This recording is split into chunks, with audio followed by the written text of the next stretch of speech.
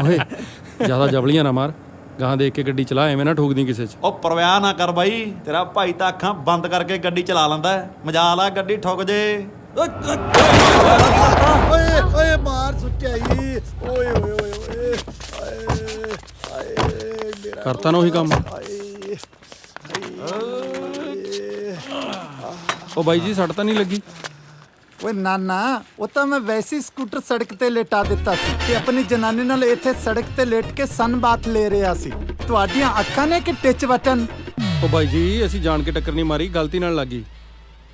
ਉਹ ਮੈਂ ਜਾਣਨਾ ਤੁਹਾਨੂੰ ਲੰਡਰਾਂ ਨੂੰ, ਜਿੱਥੇ ਸੋਹਣੀ ਜਨਾਨੀ ਵੇਖੀ ਨਹੀਂ ਤੇ ਆ ਕੇ ਵਿੱਚ ਵੱਜ ਜਾਓ। ਸੋਹਣੀ ਜਨਾਨੀ ਇਹ ਰੁਕੇ ਨਾ ਮਰੂਤੀ ਕਹਿ ਰਿਹਾ।